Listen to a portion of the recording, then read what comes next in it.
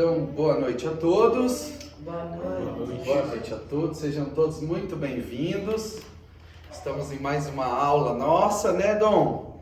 Mais uma aula maravilhosa da nossa Teologia de Umbanda. Essa é a nossa aula 2 do terceiro tema que a gente está falando. E sempre é bom, né, lembrar nas nossas aulas que esse material ele não tem, né, um objetivo de relatar nenhuma verdade absoluta sobre Umbanda, não tem o objetivo de falar nenhum fundamento novo, nada, pelo contrário, é só dividir as rotinas, enfim, as formas que a gente pratica a nossa Umbanda aqui dentro do teu, né, aqui do terreiro de Umbanda Universalista nosso. E sempre a gente começa falando, né, traz essa frase do Leonard Boff, que é todo ponto de vista é a vista de um ponto. Então, o objetivo dessas aulas, diferente do que, como eu falei, consolidar algum tipo de verdade, é muito mais trazer um ponto de vista para que isso gere discussão, busca de conhecimento, que a gente vá cada vez mais atrás, que a gente traga o aprendizado para dentro do nosso dia a dia, além do chão, né, do terreiro, para que a gente não entenda a religião de Umbanda como algo só dogmático, né, de uma forma direta, mas também que seja sempre um exercício, uma prática do que a gente vem fazendo no dia a dia.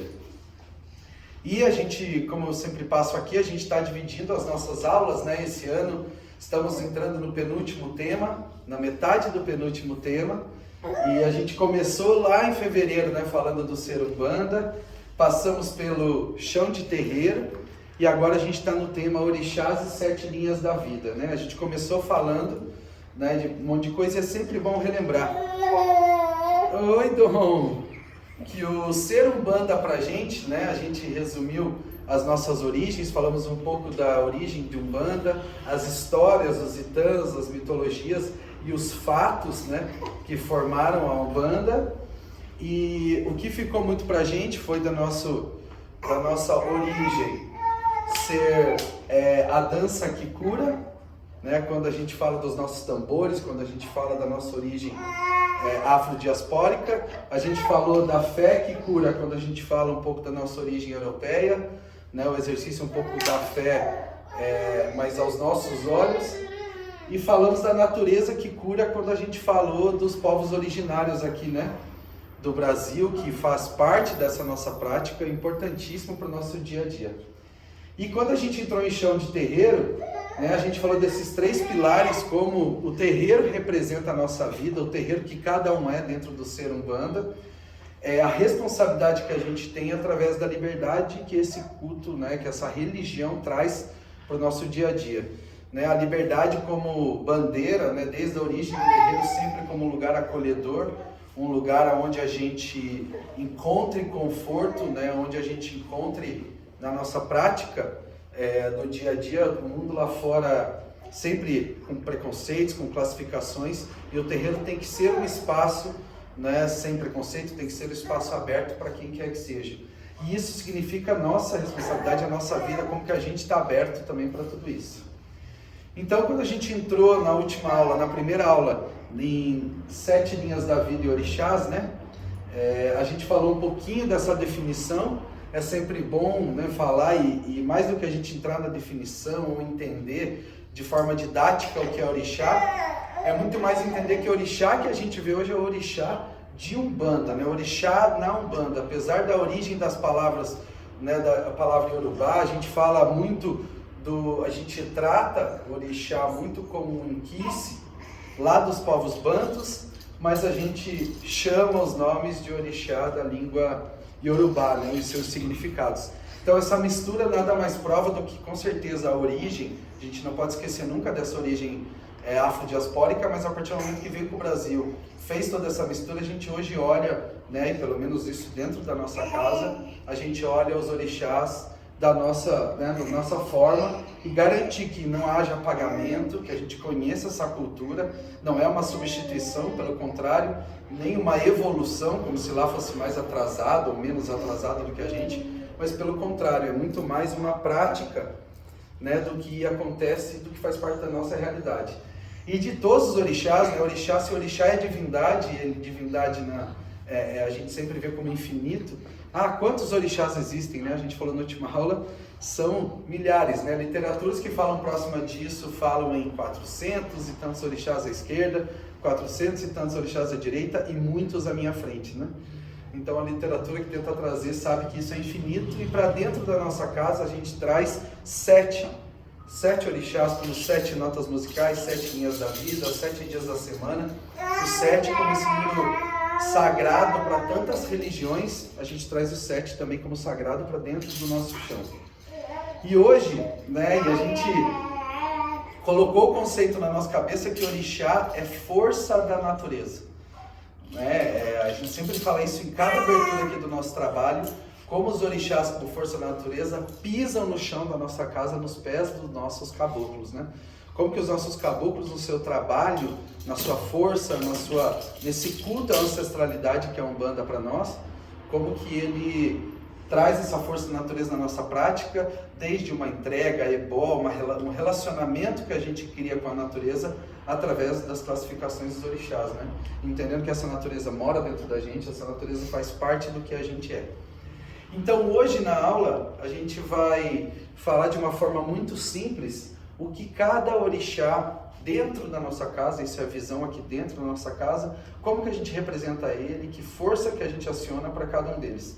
Mas isso vale para todos os lugares, isso vale para... Não, com certeza eu já vi formas diferentes de olhar o orixá. Essa semana, ou semana passada até a gente falou muito sobre cores, né?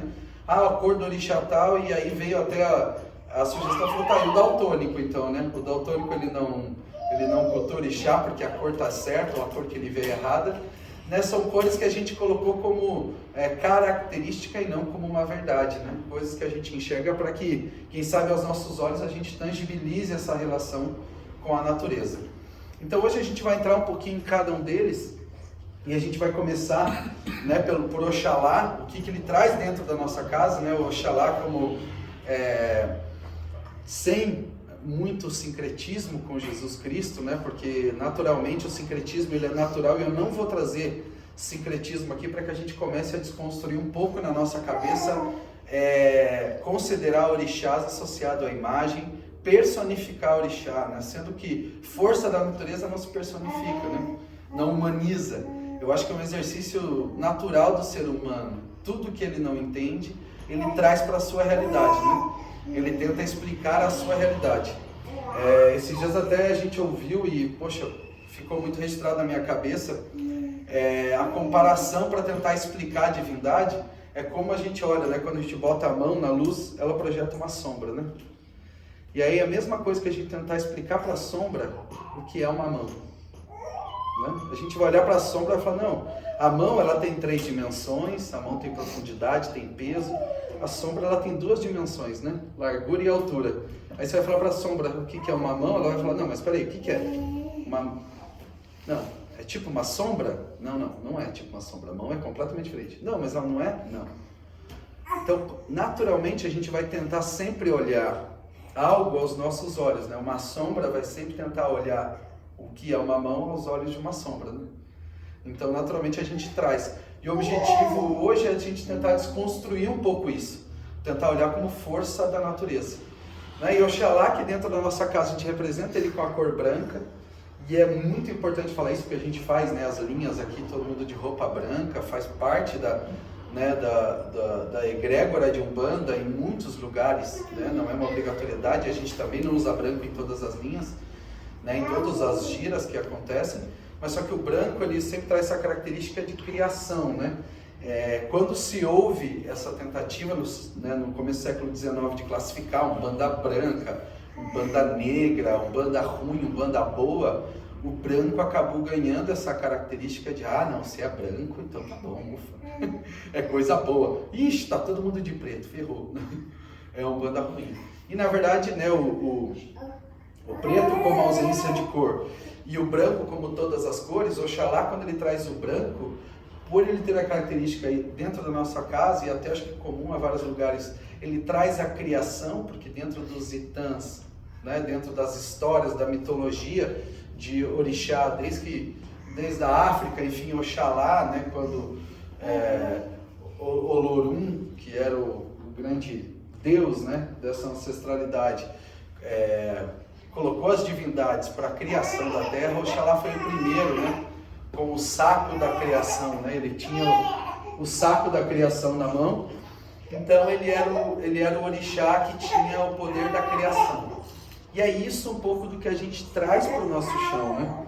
Quando a gente fala de Oxalá, Oxalá ele cria as oportunidades, Oxalá ele cria a nossa casa. Quando a gente precisa criar novas situações no nosso caminho, né? Criação, Oxalá está sempre muito presente.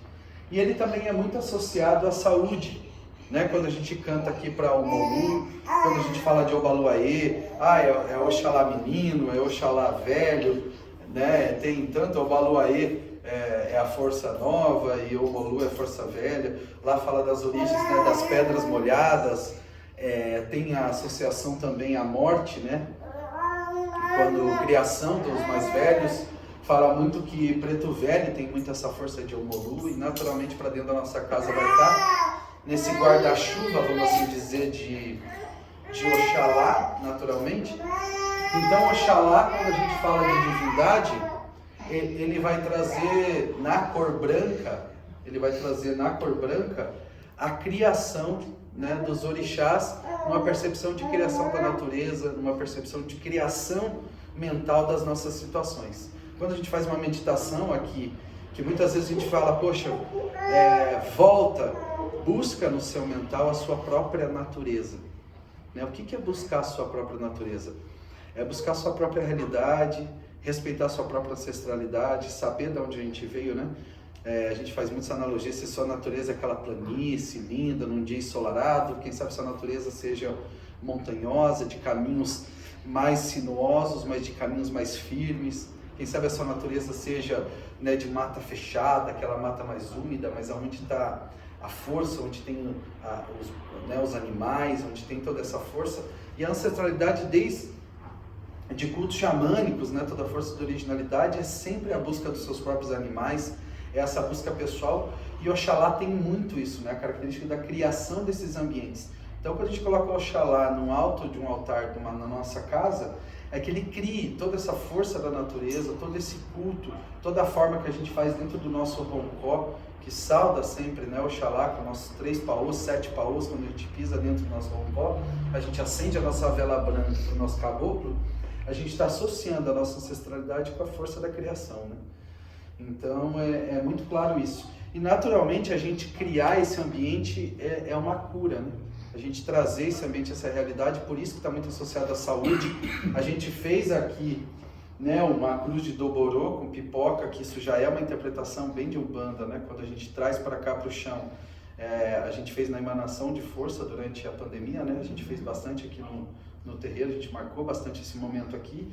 Então isso vem muito dessa criação de Oxalá. E existem muitas formas de cumprimentar, né? Quando a gente sauda a força, e para a gente é importante quando a gente faz a saudação à força dos caboclos, quando a gente sauda o orixá, fala salve Oxalá. O que a gente fala depois, né? O Oxalá Babá, que também são heranças da linguagem iorubá, mas o Babá como mestre, né? O primeiro, o criador, o mais antigo, né? O Babá é o mais antigo da família, né? Quem tem aquela criação, e existe várias, né? Epa, Babá, tem várias formas de cumprimentar Oxalá. Aqui na casa a gente cumprimenta sempre com o Oxalá Babá. Então, de Oxalá, por isso que quando a gente vai fazer, por exemplo, a prática do nosso chão, né? A gente acontece muito de estar aqui numa consulta, né? De estar até com o caboclo e, poxa, no passe, quando a gente vê alguma situação ligada à saúde, quando a gente faz a nossa pagelança de caboclo, quando a gente está aqui, a gente quer criar para aquela pessoa que está num momento de enfermidade, que está num momento de não criação, né? De momento sem criatividade na sua vida. Porque criatividade é criar novos, né? A gente criar coisas que ainda não aconteceram, criar momentos, situações, desde lá da criatividade, nem eu falo da minha área lá de publicidade, né? Da criação de artes, é você criar uma forma nova de ver alguma coisa, você criar um momento novo. E Oxalá carrega isso, né? Então você faz muito aquela força de trazer, poxa, quando você sente aquela conexão de algo ligado à saúde, vem muito essa força de Oxalá, mais do que o sincretismo com Jesus, com essas coisas, é muito mais aquela criação da saúde, trazer para a pessoa, né, a oportunidade dela criar uma nova situação de saúde, uma nova situação de vida. E na sequência nós temos Ogum, né, Ogum como... E aí na próxima aula a gente vai falar de Ogum Megê como guia espiritual da casa. O que isso significa, né? Ter Ogum Megê como guia espiritual da casa significa o quê? Né? Não só pelo fato de ser o orixá que vibra no meu ori, hoje, né, o orixá que reina no meu ori, mas muita característica que ele traz para a nossa casa. Isso a gente vai falar bastante na próxima aula sobre Ogum Megê. Mas hoje Ogum, como esse orixá que a gente traz como força da natureza, a tradução da palavra Ogum, né, em Yorubá, ela quer dizer guerra. Mas guerra pra gente, quando a gente fecha o olho e imagina a guerra, a gente já está vendo, né, aquela guerra lá que está acontecendo agora aqui no mundo com a Rússia, né? E enfim, tudo que vem acontecendo, a gente vê a guerra como só um embate entre duas pessoas, as pessoas que vão de encontro, né? E a guerra em Yorubá, quando você vai, é muito quando você vai ao encontro de coisas diferentes, ou de coisas novas, né? Quando você guerreia, quando você se vê à frente de uma nova realidade. Né? Para a gente falar muito isso, quando a gente fala de evolução, uma evolução não darwinista, mas uma evolução lá no significado da própria, por exemplo, a borboleta, né? Todo mundo fala, quando ela está lá como larva, ela vai se tornar borboleta, ela vive um momento de dor, né? É um momento de dor muito grande, a quebra, a transformação corporal. Então, muito do guerrear, muito dessa força está associada ao Ogum. O Ogum, quando fala que ele é guerra, ele é caminho, de abertura de caminho, de força de caminho, né? Ele é muito dessa quebra, através da gente se propor a uma nova realidade, né? A gente está disposto. Por isso que quando a gente está aqui, poxa, muito associado ao Ogum, a gente faz um EBOC, a espetaria de Ogum, para abertura de caminho profissional, né? Para a pessoa ir atrás, né? Então, o Ogum está muito na nossa casa associado também à tecnologia. E não só a tecnologia lá da ferramenta nova, mas a inovação, né? A gente entender que no nosso caminho, para a gente ter o novo, né? A gente tem que inovar. E inovar está muito mais associado à forma de pensar, muitas vezes, do que a uma ferramenta, né? Então, o Ogum, ele carrega muito isso. Ele traz... Você já pensou nesse ponto de vista? Sabe, você já olhou a mesma situação num outro ponto? É aquele, como é que fala? O pé na bunda que vira um empurrão para frente, né? Quando fala de um final de relacionamento, muita gente fala. Então, o Ogum na nossa casa, né, ele traz, eu nem falei da cor, mas a cor vermelha. Muita gente fala, o vermelho do sangue, né? O vermelho do sangue por causa da guerra. Mas é o vermelho muito mais associado ao fogo, associado ao calor disso, né? Um momento de transformação, o quanto ele exige que a gente se entregue àquela transformação, o quanto que aquilo muitas vezes dói, né? A superação de uma dor, a aceitação de um novo caminho. A vida trouxe uma situação, às vezes, de desemprego, de perda de uma pessoa que a gente ama, a distanciamento de quem a gente ama, muita coisa, né, acontece na nossa vida, na nossa caminhada, que é Ogum que faz essa abertura de caminho, né? Faz essa abertura de caminho. Então, para a gente, dentro da nossa casa, isso, lógico, o Ogum tem interpretações, mas dentro da nossa casa ele está bastante associado a isso, muito associado a esse exercício. Então, principalmente quem está aqui, faz esse trabalho de toco, né? Faz esse trabalho de assistir a comunidade dessa forma. Quando a gente se depara com essas situações, é muito Ogum, né? A gente aciona através do nosso caboclo, nosso preto velho, muita força de Ogum para que a gente faça, né, aquele, não necessariamente só um ebó, mas seja numa gira, seja na força ali no transe, que a gente, poxa, desde colocar a mão ali num passe, né, ou num atendimento, quando se chama Ogum, por que está fazendo aqui um descarrego, né, de caboclo aqui no meio da casa, de repente o guia fala, toca para Ogum. O que vem na nossa cabeça, toca para Ogum, né? Será que a gente se vê um soldado com uma faca arrancando a cabeça das pessoas, né? Porque tem um comprimento de Ogum que é Patacori Ogum, que é a tradução arrancador de cabeças. Tu não pensa, imagina, tá arrancando a cabeça de todo mundo, né? Sanguinário. E vários itãs falam de Ogum nessa situação, né? Como ele, né, um aprendizado da história de Ogum tem muito a ver com isso. Mas é muito mais tirar aqueles velhos conceitos, né? Aquela cabeça antiga. Então Ogum, dentro da nossa casa, estou falando dentro da nossa casa, ele tem muito essa característica.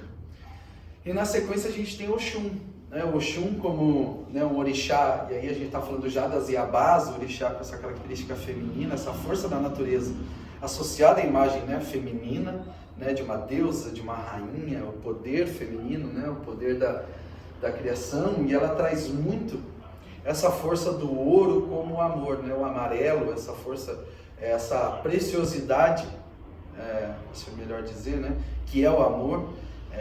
E a gente fala muito, né? O amor existe para quem sabe dar valor, né? A gente canta isso quando canta para farrapo aqui na casa. Quando a gente fala de amor, o amor é aquela palavra que ela começa a ressignificar a relação nossa com as pessoas, né? A relação nossa com as coisas, a relação nossa com E isso tem a ver muito com autoestima, porque quando a gente fala de amor hoje, muitas vezes a gente vê um relacionamento onde as pessoas confundem que amar é você só agradar uma outra pessoa, né? Que a gente está junto. E o primeiro amor que o Oxum, né, traz muito é o amor próprio. Né? O amor próprio. É a gente amar a forma que a gente que é essa ferramenta, essa construção que traz a prosperidade para o nosso caminho, né? A prosperidade do encantamento, né? O Oxum fala muito de encantamento quando faz aquele banho de manjericão para uma entrevista de emprego, né, que a gente faz muito aqui na casa, quando a gente faz aquela entrega para Oxum, para gravidez, quando, né, para nascer o filho, para que ela proteja esse momento, é muito ela trazendo esse primordial, esse amor próprio, amor pelo aquele momento, pelo que está acontecendo agora na nossa vida, e muitas vezes é um momento, de desemprego, um momento de distanciamento do próprio amor, né, de, eu estou buscando alguém para me relacionar, né? O Oxum entra muito nesse papel, mas ela nasce primeiro, e aqui dentro da nossa casa a gente interpreta dessa forma esse amor próprio, porque como que a gente é capaz de amar alguém que está longe, que a gente ainda não conhece 100%, a gente está aqui disposto a conhecer, se a pessoa mais importante da nossa vida que a gente ainda não ama, a gente ainda não aceita, a gente ainda tem muito embate, né, pessoal. Então o Oxum desculpa, gente. Oxum, ela traz esse amor próprio como essa ferramenta de prosperidade, né? Quando a gente fala da entrevista, é como a gente sentar na frente de uma entrevista, não é falar, agora o Oxum vai me garantir um emprego, não. É você ter a certeza que quando você sentar lá, você vai se mostrar exatamente como você é. Para que a pessoa que está ali, por exemplo, fazendo aquela seleção, ela conheça você. Ela saiba se você é realmente aquela pessoa, né? Porque nada melhor do que quando a gente arruma um emprego, quando a gente entra num relacionamento, a gente tem a certeza, e muitas vezes não tem, mas a certeza de que, aquela oportunidade, aquela vaga, aquele cargo, aquela execução que eu vou fazer, ela é apta para mim, é onde eu me sinto bem, no que eu gosto. Mesma coisa no relacionamento, né? A gente vai conhecendo uma pessoa, característica, e cada vez mais vai aumentando aquela confiança, né? Para não falar certeza, como cravado na pedra, né? Porque não existe certeza absoluta. Uma clareza, exatamente, uma clareza de que aquela pessoa, tem os afins, tem princípios parecidos com os seus, né? Tem aquela coisa que faz aquele afim, aquela prosperidade de querer estar junto. Então o Oxum traz muito essa característica, é muito importante, e por isso que eu sempre, mais do que a gente explicar o que é Oxum, do que é Ogum ou do que é Oxalá, e a gente entrar muito nos Itãs, Itãs são vários, né? A gente pode um dia fazer uma aula só sobre Itãs, que é muito legal, né?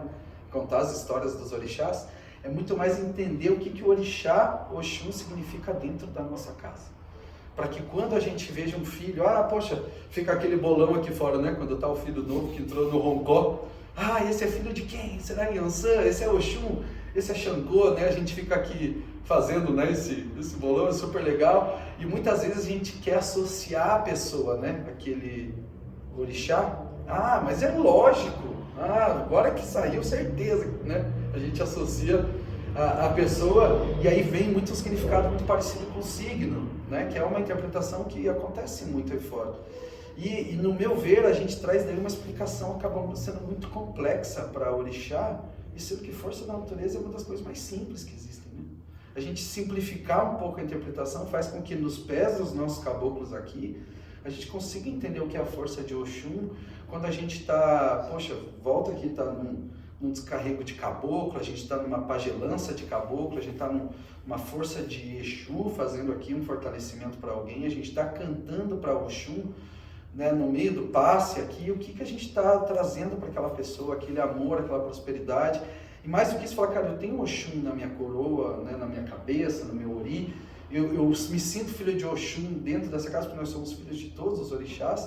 É muito mais para a gente saber, quando está naquele convivência com o irmão de corrente, quando a gente está, né, na convivência, a gente sabe, cara, Oxum aqui é pra gente, eu preciso do Oxum, dessa força da natureza, para que eu tenha esse amor, independente das características, a gente exercer o orixá na prática, dentro do nosso convívio, dentro da nossa vida. E aí a gente tem Ansan, que também é essa outra Iabá, né, que também as palavras como se fosse a força feminina dos orixás, né, essa deusa, essa rainha, essa força. Yansan a gente traz como a cor laranja, que essa mistura, né, poderia ser lá o vermelho, muitas vezes o próprio amarelo é tratado em Yansan. A gente está nesse meio do caminho, né? Essa mistura que ela é fogo também, ela é toda essa característica dentro da nossa casa. Ela traz o elemento vento, mas, né, ali como teve o guerra, como a gente teve a criação, como a gente teve o amor. Quando a gente fala do vento, é o vento como essa força invisível, né? Como essa força invisível. O vento não só que leva, e esses dias foi muito interessante uma explicação que a gente teve, né? Falar, mas Yansan, não, Yansan ela é o vento, né? Como que eu vejo Yansan? Na verdade você vê o que ela executa, o que ela representa, né? Quando a gente olha aquele redemoinho no meio da rua mexendo as folhas, né? Fala, pô, Yansan é o vento, não, Yansan ela é as folhas. É o que ela gera nas pessoas, ela transforma as pessoas nesse movimento de vento, e por isso que a característica principal dela é movimento, para que a gente altere aquele estado de uma forma emergencial. Quando a gente precisa que naquele momento o movimento aconteça para que algo, né, às vezes até pior, algo não aconteça, é Yansan. E a gente canta, quando canta para o boiadeiro Pedra Preta, a gente fala do Hiroshim de Yansan, que nunca vai ficar perdido, né? Nos Itãs, Yansan, com o seu Hiroshim, direciona os espíritos perdidos, né? Encaminha para o seu lugar. Então ela tem muito essa característica onde os ventos dela levam, né? Quando a gente abre a nossa janela de manhã e sente aquele vento no nosso rosto, é saber que a nossa vida ela é feita de movimento. Yansan tem essa característica de uma posição muito mais de... o amor dela é um amor muito mais de presença, é um amor muito mais direto, é um amor muito mais claro, é aquele movimento de falar assim, ó, chegou, acabou, não dá mais para ficar parado, não dá mais. Então ela é aquele limite, né? Ela é o momento do limite que você precisa começar a se movimentar. Então quando a gente fala de tudo que acontece dentro da nossa casa, a força de Yansan tá quando a gente é aquela reversão de quadro. É aquele momento que a gente chega, poxa, hoje eu não cheguei bem no terreiro, eu preciso vou lá deitar no roncol um pouquinho para me equilibrar um pouco antes da gira. Associa a Yansan, você quer mudar aquela tua situação agora, né? Quando fala dos Itãs também, eu sempre me vem na cabeça, eu falo desde Oiá, né? Pelos Itãs, quem deu o nome para Oiá de Yansan foi Xangô, quando o Yansan entrou, né? Quando o Oiá entrou no reino de Xangô, ela virou general, ela virou, né, tem várias essas histórias. Então quando a gente traz o nome Yansan é porque é nesse momento que a gente traz Yansan para dentro do nosso chão. Esse empoderamento, né, dentro do orixá, dessa força feminina, dessa força do movimento, até vou usar a palavra criação de novas situações, é Yansan que faz. Mas para ela não importa o que vai acontecer no minuto seguinte, importa que vocês vá. Né? Aquele empurrão nas costas, aquela coisa, aquela abertura para o novo, né? aquele movimento para uma situação que vai acontecer e tem que acontecer, porque já não dá mais para ficar parado. E o cumprimento que a gente faz é Eparrei Yansan. O Eparrei é justamente uma saudação de alerta, assim, de ota, salve minha mãe, né? É como se fosse um salve minha mãe, mas é aquele salve de atenção, de atenção. É quando a gente está entrando numa rotina, às vezes tão rotina, a gente não está vivendo, né? A gente está sobrevivendo. Yansã é aquela que vem, epa, rei! Aquele alerta de, é isso que você quer para sua vida mesmo? Sabe, é isso? Eu não aceito isso. Eu não aceito. Ela não aceita. Ela vai botar movimento na sua vida. Ela vai dar esse empurrão. Então, Yansã dentro da nossa casa, né, falando dentro das inúmeras características que ela tem, né, e muitas, né, dentro da nossa egrégora, dentro da nossa casa, a gente vê Yansã por esses olhos. E aí a gente vem para Oxóssi. Oxóssi é um orixá é uma força muito presente, porque quando a gente fala de caboclo, naturalmente, né, porque a imagem de Oxóssi é a do caçador, então naturalmente quando a gente vê um caboclo, que fala, o caboclo veio da mata, então naturalmente ele é associado ao orixá Oxóssi.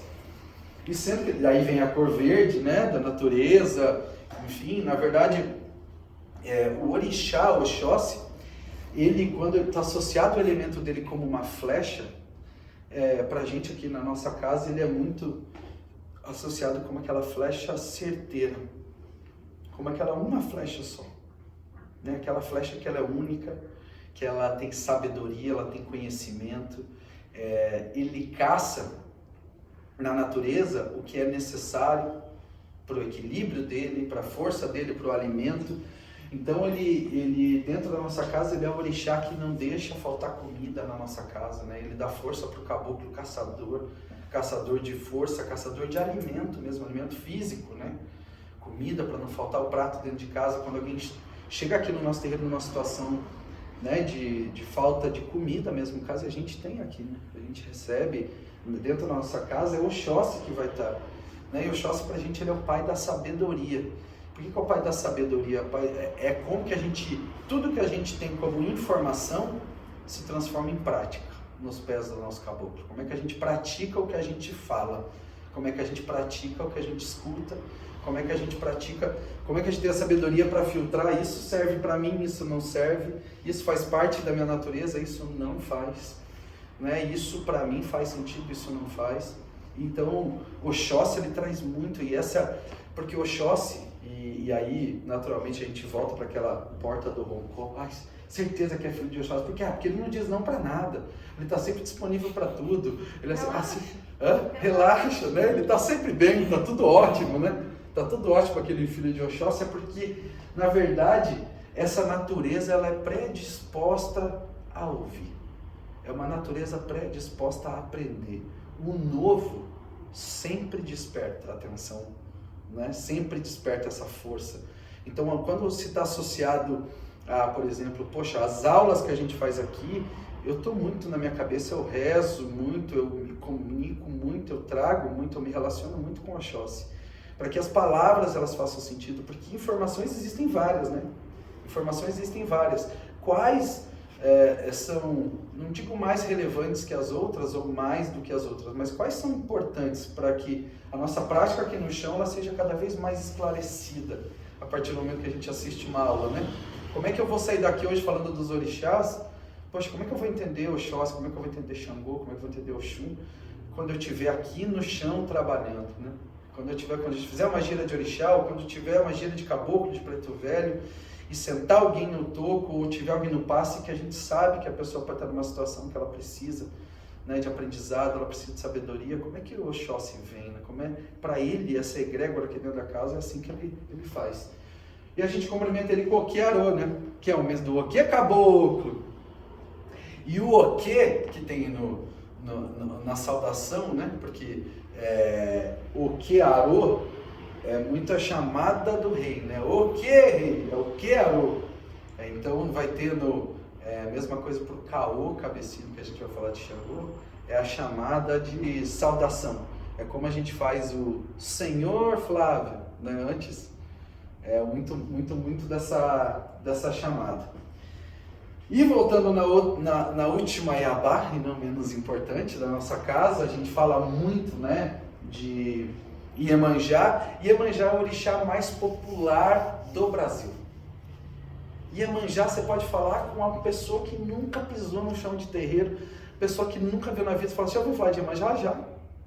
Fecha o olho e imagina Iemanjá, ela vai imaginar aquela moça de cabelos pretos longos, com a túnica toda azul, com as mãos assim, jogando, né, as suas pérolas na água, né? Ela vai imaginar porque é o orixá mais famoso, vamos assim dizer, né, do Brasil, e é uma imagem engraçada, que só existe no Brasil, mas é uma imagem que ela, vamos usar a palavra nova, viralizou, né, pela presença dela, porque ela, como os cultos sempre foram ribeirinhos, sejam eles de águas doces, ou sejam eles de águas salgadas, né? A gente teve, quando a gente fala lá de Zé Pilintra, onde iniciou os cultos, foi Recife, o povo do litoral, né? A gente fala da Bahia, a gente fala de Salvador, a gente fala do Rio de Janeiro, a gente fala de Vitória, lugares onde tiveram muita origem dos cultos que a gente pratica hoje, né? A religião de origem. Então Iemanjá sempre foi muito presente, né? Com Nossa Senhora dos Navegantes, Nossa Senhora da Conceição, que daí já muita gente fala, mas é Oxum ou não é? Esse sincretismo. Ou quem sabe, né? É o único orixá que você entra numa igreja católica, ela tá lá, né? Tem igrejas que tem uma imagem de Iemanjá igualzinho a gente tem no terreiro. Então ela traz muito essa força, esse elemento água. Enquanto a gente fala, mas Oxum é das águas doces, o orixá da água doce. E não é da água salgada? Sim. Mas quando a gente traz a interpretação de elementar como água, a água como essa água como uma sutileza, como uma força da vida, né? O nosso planeta, que chama planeta Terra, ele tem grande parte, né, água. O nosso corpo, grande parte dele é água. A água como esse elemento gerador de vida, né? Um filho é criado na barriga da mãe, na placenta, líquida, né? Então assim, ela tem essa criação, a água como força de criação. E nas religiões, né, afrodiaspóricas, como a Umbanda, que a gente tem aqui, muitas que ainda mantém, quando a gente olha o Candomblé, acredito que o Candomblé de Queto, nação, eu não sei se nos dois, olha Iemanjá quando fala da força da Calunga grande, que é o mar, onde, poxa, muitos escravos ficaram pelo caminho morrendo, né?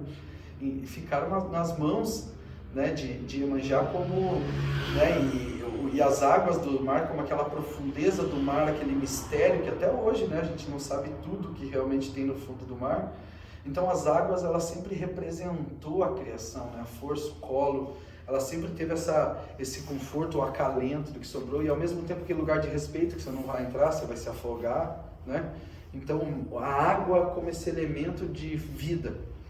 E aí, quando eu falo aqui do conforto, eu ia colocar até o colo, né? Eu fiquei pensando na palavra que traz, mas o conforto de quando, isso falando aqui dentro da nossa casa, que Iemanjá atrás, quando a gente se encontra naquele, acabou as opções, né? Quando a gente já sentiu que perdeu tudo, quando a gente não sabe mais o que fazer, quando o desespero já tomou conta da gente, quando a gente não quer ouvir o que a gente tem que fazer, quando a gente não quer ouvir de alguém quando não tem mais, quando a gente sente que a gente perdeu tudo que a gente é, quando a gente está distante exatamente do que a gente acredita, quando a gente não tem nada, a gente só quer um colo, a gente só quer um acalento, a gente só quer um abraço, né? Como a gente fala do abraço da Ideli tantas vezes, né, Ideli? Que é o seu abraço. Quando a gente só quer um abraço, a gente não quer explicação, a gente não quer, sabe, orientação, a gente só quer um abraço. E quem nunca passou, né, por um momento como esse? Um momento muitas vezes de dor, um momento muitas vezes de frustração com alguma vivência profissional, frustração com alguma vivência pessoal, aquele sentimento que parece que não sai, que você só quer o colo de mãe, né? Aquele colo abençoado, o colo de vó, né? O colo de vô, o colo de pai, o colo de irmão, o colo de família, né? Aquela associação. Então está muito, muito, muito associado a Iemanjá isso.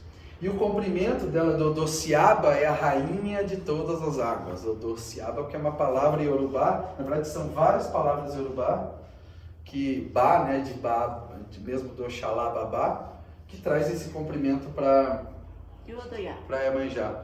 Odoiá também um outro comprimento de Iemanjá, que acho que tem até parte aqui, né? Odociaba, Odoiá, eu não lembro, eu acho que é mãe. Eu acho que é mãe das águas, não tenho certeza. Mas também é um comprimento. Odoiá, Odociaba, minha mãe Iemanjá, né? São comprimentos todos de origem urbana, mas, né, a gente escolhe um aqui na casa para a gente ter essa... Não existe, né, certo e errado, com certeza. mas é o que a gente escolhe para trazer para dentro do nosso chão. Só um pouquinho. Lógico. Pelo elemento do orixá Iemanjá, a água, né? Ela não pode também a gente sentir como um elemento transformador? Perfeito. Porque o mar, né? Lá, quanta transformação, água doce, quanto essa água pode transformar a vida da gente. Perfeito. Traz isso a água hoje dentro aqui do terreiro, é muito mais quando a gente olha a transformação, muito no vento de Yansan. Como esse momento de transformação, mas a água com toda certeza. A água alimenta, porque ele nunca se repete. Né? O mar, quando a gente olha as ondas, pode ficar lá quanto tempo for, as ondas vão vir de forma diferente, características diferentes, então transformação com certeza o mar.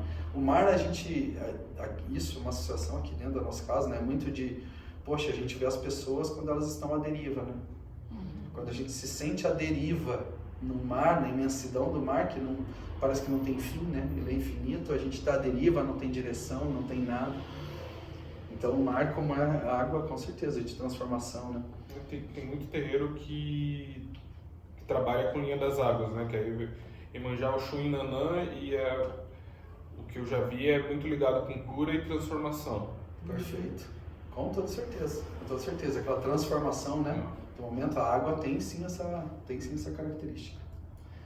E por último, e não menos importante, né, Fernanda? Fica tranquila, né?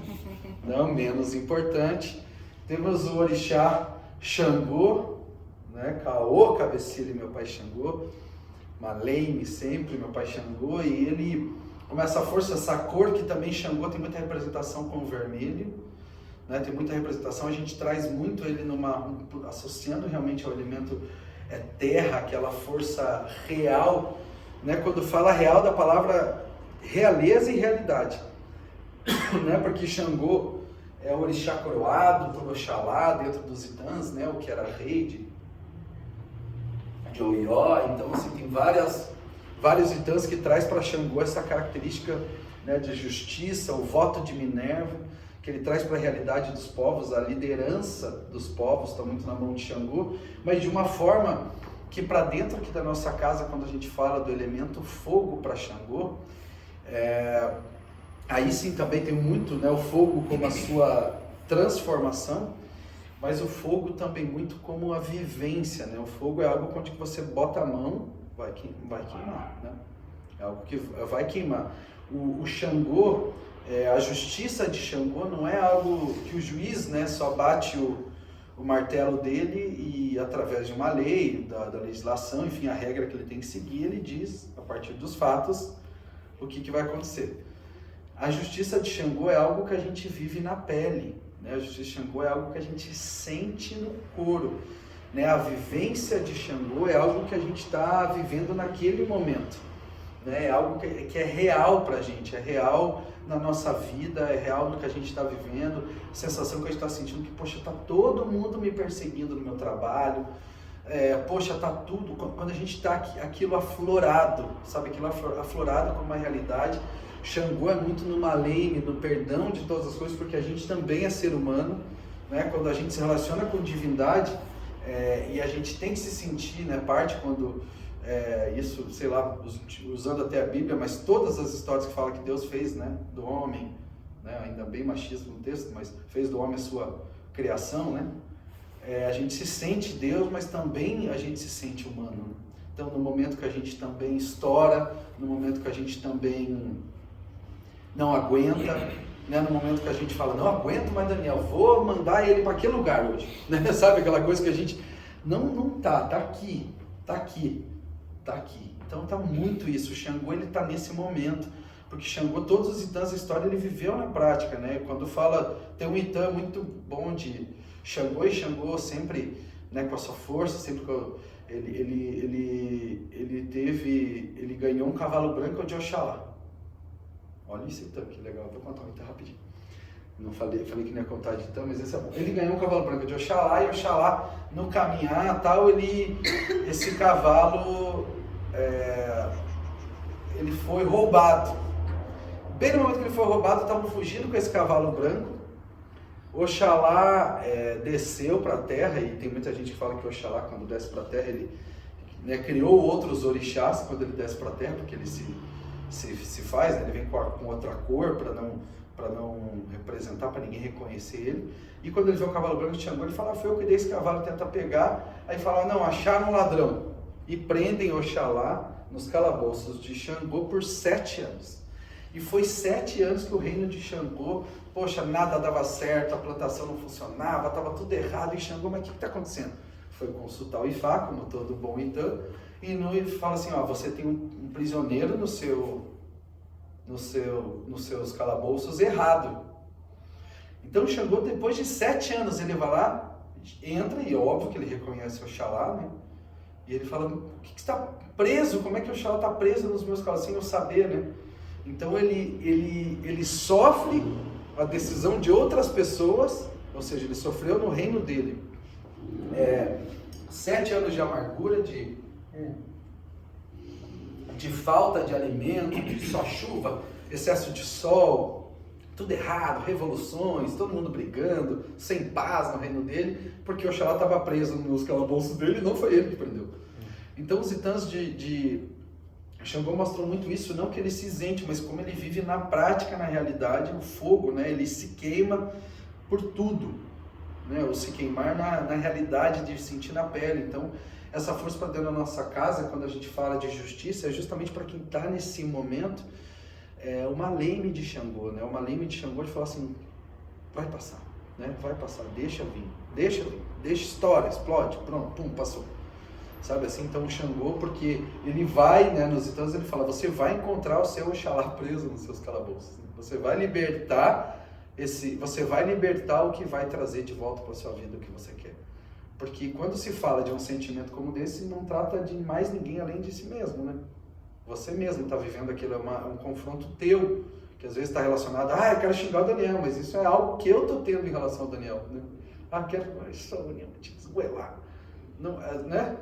Ela pode ter feito alguma coisa, mas a reação partiu de mim. Então eu que tenho que vir tirar os Oxalás presos do meu calabouço para que eu me liberte, para que eu tenha a minha relação, né? Que o que aconteceu não afete a ponto, né? E esse 8 e 80 é muito parecido com Yansan, né? Que os dois casaram isso. Depois. Perfeito, dos Itãs trazem exatamente isso. Yansan, e aí a palavra fogo, ela caberia muito bem, né? Aqui, por isso que a gente traz o vento, mas tem Yansan, por isso que a gente falou que Yansan até é vermelho, né? Muita gente traz que tem o fogo, tem essa característica. Faz isso porque essa Yansan também tem muito isso do 8 a 80, o vento. Por isso que eu falei, Yansan é um movimento de não pode ficar parado, agora, pau! Que explode naquele momento o movimento para que aquilo, caos, né, daquele momento aconteça. O casal do Dendê.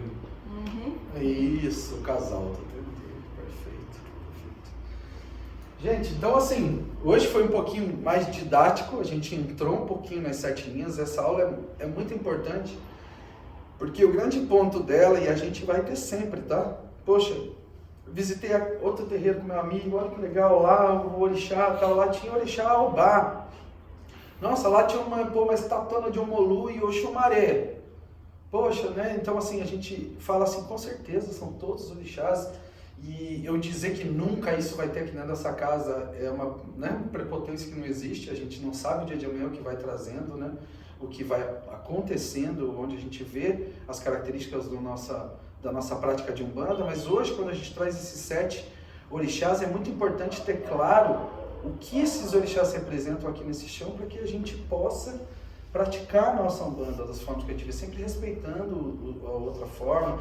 Quem vê lá algum realmente como aquele soldado mesmo, arrancador, que até quando ele incorpora tá aqui, brabão, e briga, né, com todo mundo, ou associa até as pessoas, e tudo bem. A forma que a gente traz, se a gente acredita que o orixá é força de natureza, como que ele vai ter essa personificação, né? De ele ter raiva de mim, de ele ter, né, eu criar uma relação de, meu orixá, tô devendo para meu orixá, né? Tô devendo. Esqueci de fazer lá aquele padê pro meu Exu, esqueci de fazer aquele amalá que eu falei que ia fazer para Oxum. Então, assim, essa relação, a gente entender que é uma força da natureza que, na verdade, como a gente falou na primeira aula, mais do que uma contemplação de divindade que a gente só assiste, é uma contemplação que gera ação na gente, né? A gente aciona através da nossa ancestralidade, dos caboclos, na nossa vivência atemporal, que o que está acontecendo aqui agora, ele é atemporal, né? É uma vivência que faz parte de tudo que a gente já trouxe de ancestralidade até o momento do aqui e agora e que não vai acontecer mais. O orixá, como que ele vive, o que ele é naquele momento, né? Que força, essa tangibilidade de uma força da natureza infinita, porque a natureza está em todos os momentos, em tudo que a gente vê. Como que eu tangibilizo, né, naquele Xangô, para aquele momento que eu estou vendo? Então, ter consciência de onde cada um se encaixa, e naturalmente tem interpretação que a mãe falou muito bem, de, poxa, eu estou ali vendo as águas como transformação, né? Poxa, Iemanjá nesse momento está transformando essa situação, é isso. É a gente trazer para as situações práticas, físicas que acontecem no nosso terreiro, e com certeza a gente pode se informar, trazer aprendizados sobre Tanza, é tão legal. Eu sou até suspeito para falar que eu sou super apaixonado pelas histórias, né? É tão legal, né? A gente saber do orixá que saiu daqui, viveu para lá, assim. Mas a minha maior preocupação de a gente falar só de Itã é a gente trazer exatamente aquele Itã, a gente, ao invés de olhar aos olhos de uma mitologia, a gente trazer como uma realidade e falar assim, não, eu sou Ogum, então é por isso que eu sou assim. A gente trazer uma força da natureza, uma divindade para caber dentro da gente.